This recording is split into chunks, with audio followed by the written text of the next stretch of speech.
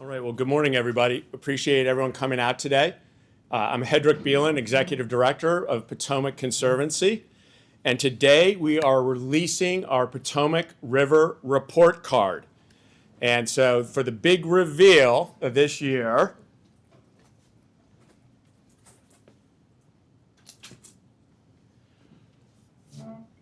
once again, the Potomac River received another B. It's the same grade it's earned over the last decade. It certainly is a big turnaround from the dismal D that it received in 2011, but it also means that progress has stalled. Now, it's important because our river supplies drinking water to 5 million people, but that river still isn't reliably safe for swimming or eating fish. It's been a remarkable comeback, hard fought over decades to get to this point. Pollution's down thanks to extensive cleanup efforts. Wildlife like bald eagles are making a comeback. Recreation is up 10% on the river since the pandemic. And we see more people outside picnicking, paddling, hiking, and connecting with their hometown river, which is very exciting. And yet, we still have not achieved the goal of a fishable, swimmable river. The biggest threat to the Potomac is urban polluted runoff. The dirty mix of street oil, fertilizers, sediment, and trash that flows off of our streets, lawns, and parking lots. And it flows into all of our streams that ultimately go into the Potomac. Forest loss and extreme climate conditions are also making this worse. Now, healthy forests are our natural infrastructure, and trees are really important because they capture pollution, they keep our streams cool, and they protect communities from the increased flooding we're seeing. But when forests disappear, so does our best defense against this polluted runoff. Now, the Potomac comeback is a great story, but it's still in progress. And to finish the job, to truly make it an A river, we need everyone. Whether you're cleaning shorelines, signing letters, or planting trees, everyone has a role to help protect the lifeblood of our region and also our communities. Right now, the Potomac Conservancy invites the public to join us to help us raise $8 million before the end of the year for our Clean Water, Healthy Communities campaign. These funds are going to accelerate efforts to restore streamside forests, protect local land, and strengthen natural defenses across the region. Every volunteer, every tree, every voice for clean water moves us closer to an A, to a Potomac that's fishable and swimmable for everyone. Now, this great progress we've described has been made possible thanks to a number of national, regional, and local groups. They come from the business, government, and nonprofit sectors, and a few of them are here today to share their perspectives on what the latest Potomac River Report Card means. So I'm going to call them up individually, and then we'll certainly have time for questions. And first is Mike Nardolilli, who is the Executive Director of the Interstate Commission on the Potomac River Basin. Mike?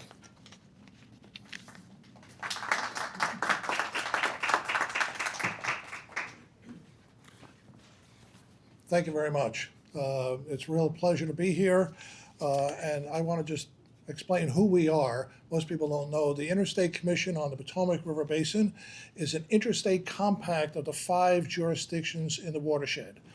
And those 5 jurisdictions got together and petitioned Congress, and Congress approved an interstate compact among those states with the goal of eliminating pollution, and the second one was securing drinking water supplies for the nation's capital.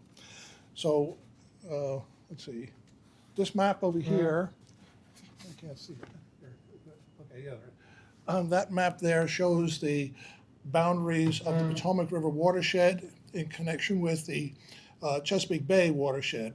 And to give you an idea, the Potomac River watershed is about the size of Switzerland. It goes from Stanton in the south to Gettysburg in the north, Point Lookout in the east, and Fairfax Stone in the west. And it provides about 25% of the fresh water that flows into the Chesapeake Bay. Now, I had to hit the nail on the head. It takes all of us The way I like to think of it, it takes the entire watershed to conserve this precious resource. So what are we up to? We're trying to make the water supply of the nation's capital more resilient to spills and droughts. This is the third year we've been in daily drought monitoring, and we are really worried that the dry west conditions are moving east. And so we are really worried that we will have droughts, more droughts in the future. And the flip side of that is that when we do get rain, we get it all at once. And it comes down in buckets and it runs off into the streams and the rivers. And so the idea is that these flash flooding events also cause a lot of damage. You may have remembered back in the C&O Canal, culvert number 82, which was around for almost 200 years out near Brunswick, blown through by a flash flood event that happened in that neck of the woods. So it's really an important idea that we work to try to ameliorate droughts and also flash floods. We are also improving aquatic habitats because we want to have the natural filters of the river restored. And one of those natural filters was freshwater mussels. And freshwater mussels are, it's difficult for them to get upstream because there are two dams that are still on the Potomac, dams 4 and 5 near Shepherdstown. And so we're building eel ladders to get the eels upstream. And why is that important? Is because they actually transport the little baby mussels so they can get upstream, grow, and actually help filter the water. And I saw in your report that shad are making a real strong comeback. There were no shad in the river in the early 1990s. They were overfished, but ICPRB led the fight to restore shad to the Potomac River, and now the shad are doing very well. The third thing I'd like to mention is our land prioritization project, because not all lands have the same value. And so we value lands that provide a good source of drinking water for the DC area. And so we have we rank actually parcels in terms of their contributions to drinking water. And as you can imagine, forests are right up there on the list because of the large forested areas, about 50% of the watershed, really critical to preserve that resource and improve water quality. And we also are urging people to have 50-foot buffers, vegetative buffers between their lands and the river or stream, because those buffers catch the pollution before it gets into the rivers and streams. And finally, this statistic here is really critical, that we estimate about 50% of the freshwater streams are considered healthy, and that means they're either excellent, good, or fair. And this is based on what we call the Chesapeake Basin-wide Index of Biotic Integrity, or CHESI-BIBI, as we call it. And it's really designed to assess the health of all of the streams. And that 50% number we continue to do this every year. We have a report that's coming out at the end of the month that suggests that maybe we're a little bit above that 50%. And that would be good news indeed. So stay tuned for that one. So I just want to say just how pleased we are to be a partner with the entities here. We are really pleased that we were able to work hand in glove with so many great organizations, and look forward to any questions at the end. Thank you. Great. Good. Yeah, no, thank you, Mike. And again, I think it's important to note we employ, as do a number of partners, sort of two broad strategies. The first is obviously to protect, whether it's to protect the good water quality that Mike noted, whether healthy streams and rivers, and then in areas where we've seen degradation or they're not measuring up to being healthy streams, what can we be doing to restore stream buffers, restore clean water, and reduce pollution? So another partner of ours that we work a lot with is guest services and boating in DC that provides tremendous resources to the community. And we're pleased to have their CEO here with us today. So Nico.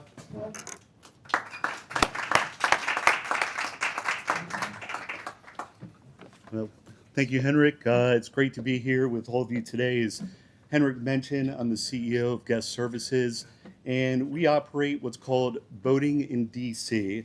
It's a family of businesses all along the Potomac River.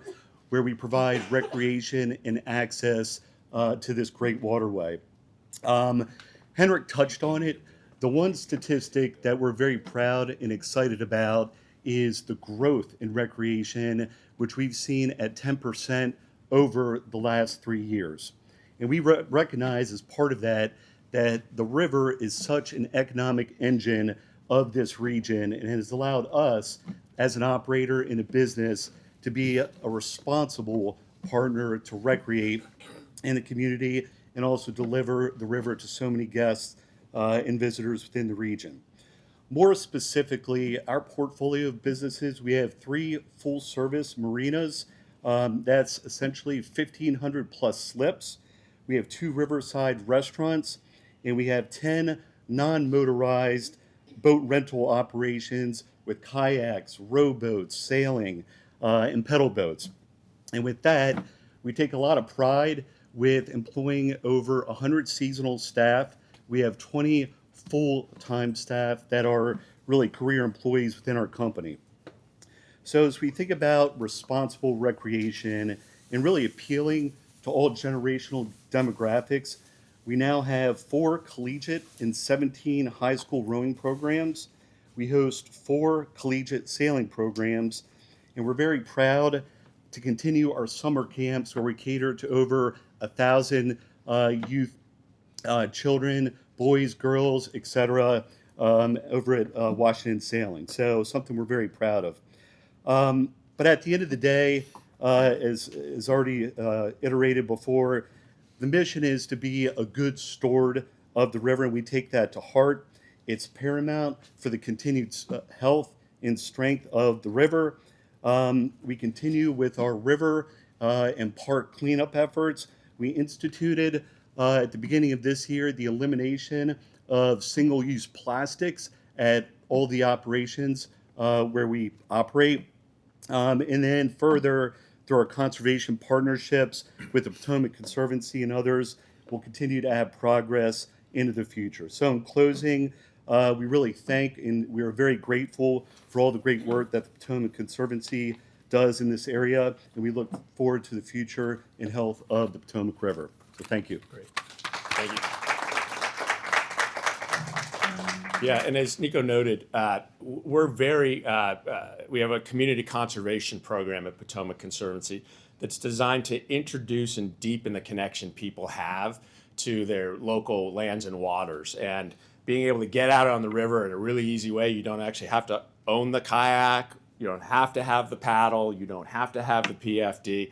It lowers the barrier to people getting out and experiencing the nation's river. And so it's a key partnership, and we appreciate it. Another key partner here when we look at is on sort of the infrastructure side. And pleased to have Dr. One here, who is the Vice President of the Clean Rivers Project for DC Water. And so we want to invite you to the podium to share a little bit about this project.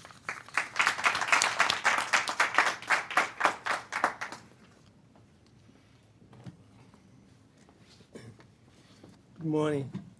So I'm sorry, so we got lost a little bit here, so we are late, so we apologize for that. And having said that, I just say, thank you for the Potomac Conservancy for bringing us together this morning.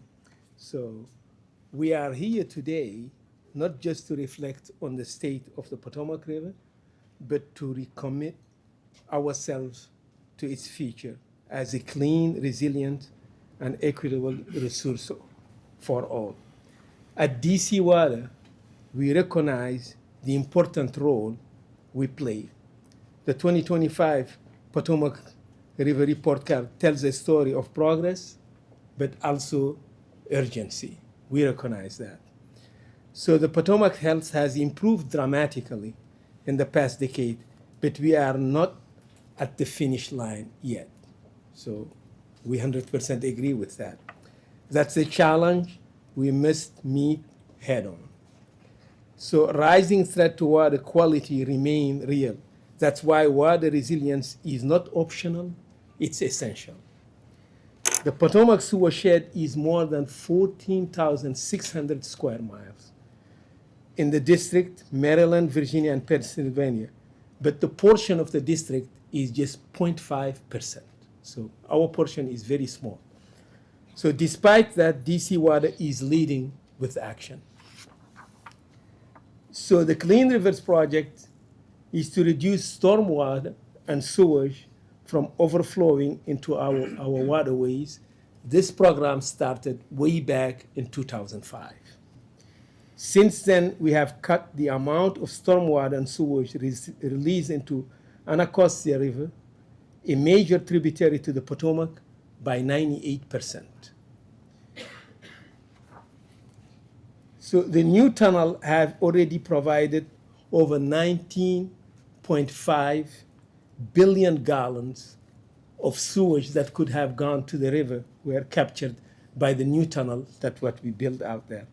And also more than 12,000 tons of trash that was prevented to go to the Anacostia River, which is, as I said, is a tributary to this one. So that's a real impact. So the Potomac River Tunnel is the next leap forward for us. It's 5.5 miles, the largest environmental infrastructure project in the district. It will reduce the sewer overflows by 93%. Some may ask why 98 there and 93 because 93% based on our modeling is what is needed to meet the water quality standard for the District of Columbia, because the Anacostia River was more impaired than the Potomac River. So in total, DC Water is on target to reduce overflows of combined wastewater by 96% by 2030. If I talk again, I gave you another statistic. I said 93, 98. I hope I'm not confusing you. 98 is for the Anacostia, 93 is for the Potomac, and 96 is system-wide, is Potomac, Rock Creek, because we have also a project for Rock Creek, and Anacostia. System-wide is 96%. And at a cost of about $3.3 billion, all of which benefit the Potomac River. We don't just treat water. When we are done treating water, it is as good as drinking water, and we return it to the Potomac. So the water is treated to such a quality that you can drink it, but we put it back to the Potomac. DC Water is planning also for the future. We identifying a second source of drinking water for the region is a top priority for us. I don't know whether all you guys know, but the District of Columbia has only one source of water, it's the Potomac. Should something happen to the Potomac, we don't have a second source. So that's why DC Water also is thinking for the future, and we're already planning for that. So redundancy and resilience go hand in hand, and we are working to ensure both. A healthy Potomac is an economic engine. So clean water support jobs, contract, and revitalize neighborhood. From the wharf to Georgetown, we are seeing how environmental investment drives opportunities. A fishable and swimmable river is our goal. But since the district is such a small portion of the sewer shed, we cannot do it alone. So we need those also who are contributing to polluting the river also do their part. This work takes partnership from our local and federal partners, regional stakeholders, and our communities to address other pollution sources such as urban and agriculture runoff. Let's keep pushing. DC Water is doing its part. Our Clean Rivers program is the largest environmental infrastructure project in the district since the metro system was built. The Potomac River Tunnel is one of the large major steps in transforming the river and making a comeback for future generations. We need to keep the momentum going, and to make it truly swimmable, fishable, and resilient, we must stay bold, stay united, and stay committed. Thank you.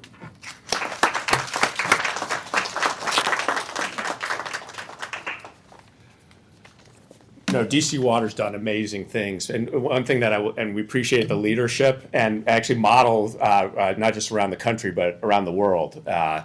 Blue Plains, which is just downstream, one of the most advanced utilities in the world, so they do an amazing job.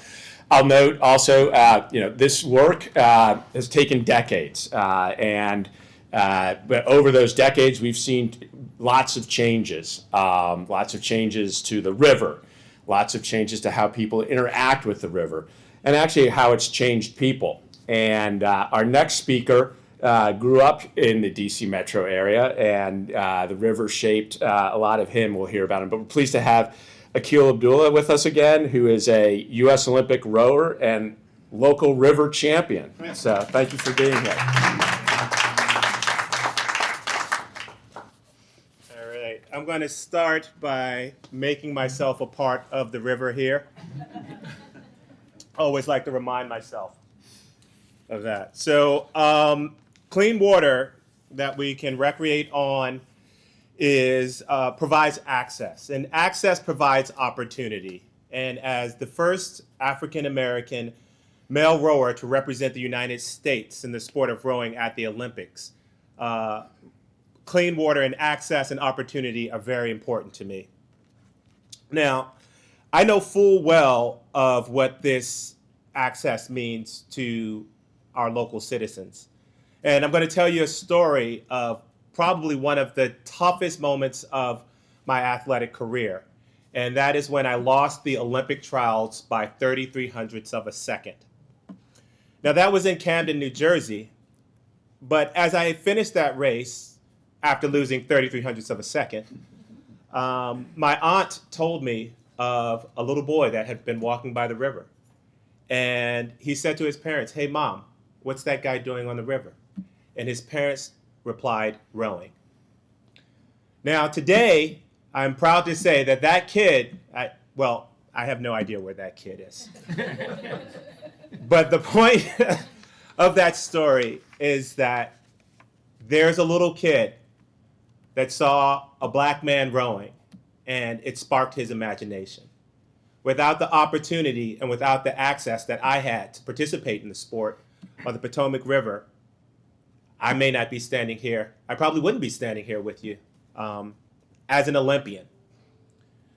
So access since 2023 has increased by 29 public access points, which is 320, which meets the goal of 325 access points on the Potomac River.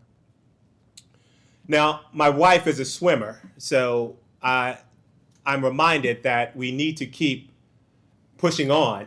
We need to keep making progress because we want the river to be swimmable as well. And with the great work going on with partners like the Potomac Conservancy, Guest Services, and the ICPRB, there we go. I know that we'll get there. I had the opportunity to talk to someone about what is being done by DC Water. In particular, it's called green infrastructure. And what that does is that creates these local wells, basically, where runoff can be sort of held, which prevents it from getting into our water, which makes it swimmable, which makes it accessible. Such a small thing has had a profound effect on us getting a B, but we have a long way to go. But I know we'll get there, and I'm excited to see the future of this river, and I'm excited to see what access to this river brings and what Olympians it will create. Thank you. Good. And we'll take questions in a second, but obviously, based on people describing just how large it is, the watershed, how many states, how many square miles, how many issues it faces, it takes lots of partners staying in their lanes, but also sharing with each other and communicating and collaborating to drive forward the progress. Not one entity can do it alone. And so, we believe at Potomac Conservancy, actually, that this is the decisive decade coming up. We need to redouble efforts to accelerate the progress that's already happened that I mentioned earlier, so that this B ultimately becomes an A, but more importantly, a river that you can splash around in 365 days a year, and a river where the fish that you catch you can eat. And again, but it takes people and it takes community, and we are very fortunate to have lots of great community leaders, including, I think, Akil's, is your auntie here? Yeah. Who, so, you know, family members as well. So it's great. So questions, if we've got some from the media, and we can pass them to anybody. And just overall, you have as your goal $8 million by the end of this calendar year? Yeah, we want to. We've got this Clean Water, Healthy Communities campaign, and it's underway, and we're closing in on the finish line. But we want to raise at least $8 million before the end of the year to accelerate some of these programs you described in terms of protecting land, restoring more trees, and activating community voices. How likely is that, given, we hear all the stories about people concerned about the economy, where things are locally. People do love the Potomac, that's clear. And there are other, efforts to affect the entire bay. What kind of reaction are you getting from people? Overall, very positive. And I think at the end of the day, at philanthropy writ large, people usually give very close to where they live. And so our opportunity as a collective movement for clean water, again, is the ability to connect people to a place, and whether it's getting out with guest services, whether it's participating in a rowing program, but connecting them, and then they'll care. And once you care, you'll take action. So, we hope in January to be able to celebrate a big success, but it's why we're asking folks in the DC metro area, where the river is important to them, the lands are important, to join in. And a real quick follow-up, in terms of doing things like improving the buffer zone with more planting, are you getting cooperation from corporations and developers on doing that? Yeah, no, we work with all sorts of partners depending on the particulars. It's often going on private land. In some cases, it's going on publicly owned land. So, for example, earlier this year and over the last 12 months near Harpers Ferry in Shepherdstown, in partnership with several different groups, we planted 20 acres of trees that'll be critical, government funding. And corporations also, again, the Potomac, like the Metro that was referenced earlier, the Potomac's a regional resource that we all have a role, whether you're on the Virginia, West Virginia, Maryland, or DC side of the river. You and I met last year when at the Kennedy Center, you launched a massive kickoff fundraising campaign. Now it's a year and a month later.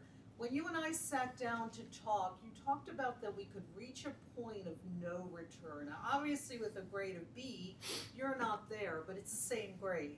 Is there still that danger that if things don't accelerate, you really could reach that point of no return? Yeah, we could lose ground. I mean, certainly. And one of the challenges, one of the newer factors compared to several decades ago, are the impacts from climate change. We're seeing, and this was referenced earlier, more intense storms delivering much greater volume of rainfall, and also causing issues around temperature. So what's the water temperature, and what fish can it support? So yeah, achieving a healthy river is in no way a guarantee. We've made, again, great progress, but we also didn't get into a degraded river overnight, and we're not going to solve it overnight either. But that's why we need to redouble the effort. That's why this is the decisive decade. We know what we need to do. We believe we can build the political will with the local and state governments, and as well as the private sector. And again, people are every day seeing the benefits, and including here at the wharf and looking out on the Potomac about how the river is different thanks to the actions of local residents over decades. And a follow-up question. I'm in Alexandria. I'm delighted to be here. I love an excuse to come into DC to cover a story. This is very DC-centric, but the river in Alexandria is very central to the city. Old Town, people from the entire region, the East Coast, the world come to Alexandria. But people look at that river just to look at it. We don't think about it in terms of fishing and swimming. It's restaurants on the waterfront, being able to look out at the river. Do you think Alexandrians are really keyed into the fact that it's also supplies their drinking water and that you want it to be more recreational? Yeah, I think similar to what DC Water has done on this side of the river, the water utility, Alex Renew, has just completed, although it's not online yet, a similar project, smaller in scope, but a very similar project to capture polluted runoff before it goes into the creeks and streams. And I think the revitalization of that waterfront area that you referenced is going to bring more people down. We've certainly bring a lot more folks down, and we've done events down along the river at restaurants and parks down there. And again, that's what it's going to take for people to appreciate. You've got to first get introduced. And over my career, fortunate to be able to take people out on trails, walking along the river, getting out and paddling. But in many cases, it's the first time they've been on that trail, or the first time they've gone into the Potomac to paddle at that particular access point. So, we've got great partners. Also, if you think about, there's the water taxis and the Odyssey that bring people out. And so I do think it is connecting people and then letting them experience it in their own way. Not everyone has to swim in the Potomac. Not everyone has to fish, but it's emblematic of a very healthy river. And again, we're a pretty big East Coast river. And so we want to try to be the first on the East Coast to be able to say that we've achieved a fishable, swimmable river. Thank you. Yep. As a resident of born and raised in the Washington, D.C. area, and actually used to live on the river here for a while on a boat, I really am appreciative of what you guys have done to improve the health quality of the river. The other thing that I wanted to do is before I leave out of here, I will try to see if I can get some information so I can help out doing that type of thing to help out the rest of the community to be able to understand it, because like he was saying, that a young child, when I was in Baltimore, we would go on some of these trips, from our classes and things like that. And some of the children that we would bring would not even know that there were, wildlife, eagles, other fishing birds and things like that. So I'm hoping that I can help out, to be able to inform the rest of the city about this. And again, seeing some of these boats down here, I'm hoping that these people understand how important the river is to the rest of the community. And that's pretty much it. So. No, appreciate that. And it's those stories that I think I find really inspiring. I mean, I get people share all the time about how they interact, how it shaped them, what they've learned, both positive and negative. And we have unfinished business. There's unfinished business, and to make this community, to make this region truly outstanding, we need a healthy river. But it doesn't happen on its own. It takes people, and it's a relay race. It's passing it on, as you sort of referenced, to the next generation and inviting them to join in the relay race. That they'll be able to, because we're benefiting from what actions people took in the 1950s and 60s in terms of protecting the C&O Canal. Thank goodness there were some smart people that did that. In 2050, I hope people are saying, thank goodness there was a group of people that also made the river fishable and swimmable. Don't know who they are necessarily, but thank goodness they did it. And we're benefiting from actions taken in 2025 in 2050. So, but appreciate the comment and the observations, and it's powerful. All right. So I think that ends the formal part of the press conference. Certainly, there's materials if you want to go deeper on any of the indicators and learn more. You can go to the website. Certainly, that has the report card. And people are going to be available if press want to do follow-up questions with folks as well. And I think we've got a lot of food. I don't want to have to carry that out, so feel free to take some of it. Thank you very much, everybody. Appreciate you coming.